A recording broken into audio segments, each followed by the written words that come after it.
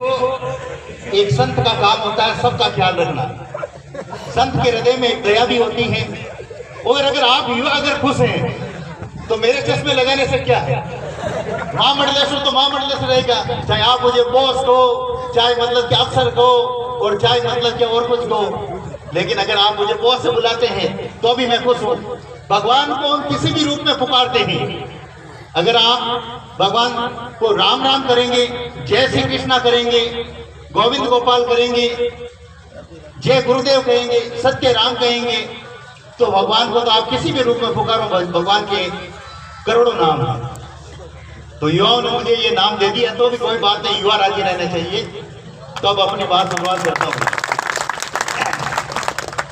तो बॉस के हिसाब से करना पड़ेगा।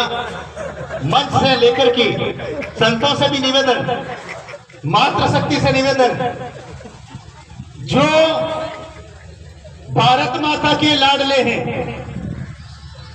दोनों हाथ खड़े करके बंद मुट्ठी करके उद्घोष करेंगे। और यहाँ कोई पाकिस्तान की सीमा ज्यादा दूर नहीं है, पाकिस्तान का कोई लाडला बेटा है कपूर, तक्को दरबार काटे जो जिसको आप उनको नहीं करे जानते हैं वो पाकिस्तान को आदमी है, भी तक्को दरबार काटो।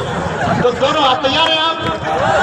तो भारत माता के लाडले और संत दोनों हाथ खड़े करके बंद मुट्ठी करके भारत माता की, भारत माता की, वंदे वंदे, इंकलाब इंकलाब, जय श्री राम, जय श्री राम।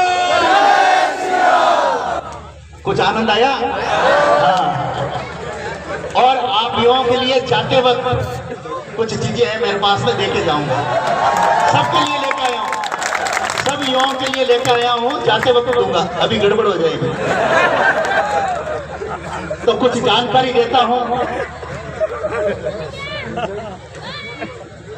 भारत में पहली बार गौ माता के ऊपर लंपी स्किन डिजीज महामारी आई थी। सबने अपने अपने क्षेत्र के अंदर काम किया। विश्व स्तरीय गो चिकित्सालय, नीचे बैठ के,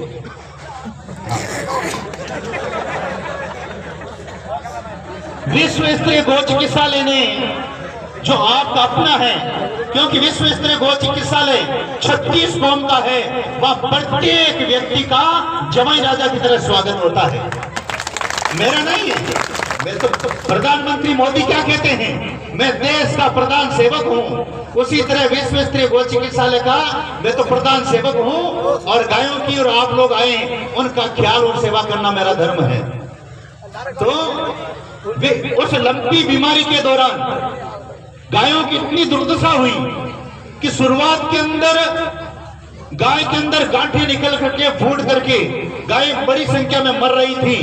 उस समय विश्व स्तरीय गो चिकित्सालय ने नागौर और जोधपुर दोनों दरवाजे 24 घंटे के लिए खोल दिए और रोजाना की 200 गाय आती थी।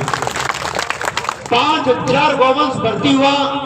टेंट लगाना पड़ा। नागौर में टेंट कम पड़ गया, जोधपुर में टेंट कम पड़ गया, खेतों में टेंट लगाया। डॉक्टरों की टीम बुलाई मैंने, आपातकालीन कंपाउंडर बुलाए, और हमने गायों के लिए दरवाजे बंद नहीं किए। और यही रखा कि एक भी गाय अगर आई है तो वापस नहीं जाने देंगे, इलाज करेंगे, चाहे कैसे भी करें। 5 करोड़ रुपए खर्च करके भारत का सबसे बड़ा लंपी स्किन शिविर बनाया।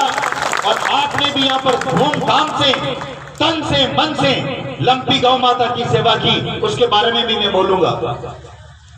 हमारे मिशन है जो मैं बता रहा हूं। 5 राज्यों से घरेलू बीमार गौवंश आता है, पंजाब, हरियाणा, यूपी, मध्य प्रदेश और राजस्थान। जिनकी घरेलू गायें होती है, बीमार होती है, वह अच्छे इलाज के लिए विश्व स्तरीय गो चिकित्सालय आती है। एक दूसरा, 800 गौशालाओं से, आपके यहाँ पर भी कोई गौशाला है, बाड़मेर की गौशालाओं से बीमार गायें होती है, हमारे पास आती है। एक गाड़ी में 2-2, तो हम 2 तैयार देते हैं। ताकि आपके इलाज का पैसा नहीं लगे और उस गौ माता का अच्छे से अच्छा इलाज हो जाए। मिशन हमारा 2, मिशन हमारा 3, लावारिस गौवंश जो सड़कों पर भटक रहा है, जो वाहनों से एक्सीडेंट होता है, उनके लिए 18 एम्बुलेंस हमने लगाई है। मिशन 3, मिशन 4, अभी हमने कंपाउंडरों का स्वागत किया था यहाँ की। उसी तरह भारत में 5000 डॉक्टर और कंपाउंडर तैयार करेंगे। 1800 डॉक्टर और कंपाउंडर हमने तैयार किए हैं 14 सालों में, और 100 कंपाउंडर और डॉक्टर आज की तारीख में मेरे पास में प्रशिक्षण ले रहे हैं। और बाड़मेर के मैंने कम से कम 50 और 100 के बीच में कंपाउंडर हमने तैयार किए हैं। मेरे पास तैयार होने के बाद में हिंदुस्तान की गौशालाएं 15 से 25 हजार रुपया महीना देती है। कुछ फील्ड में काम करते हैं कंपाउंडर 2, कुछ दवाई की दुकान मेडिकल खोल लेते हैं 3, और कुछ सरकारी सेवाओं में चले जाते हैं। तो इस प्रकार से वे अपने पैरों पर खड़े होते हैं। मिशन 5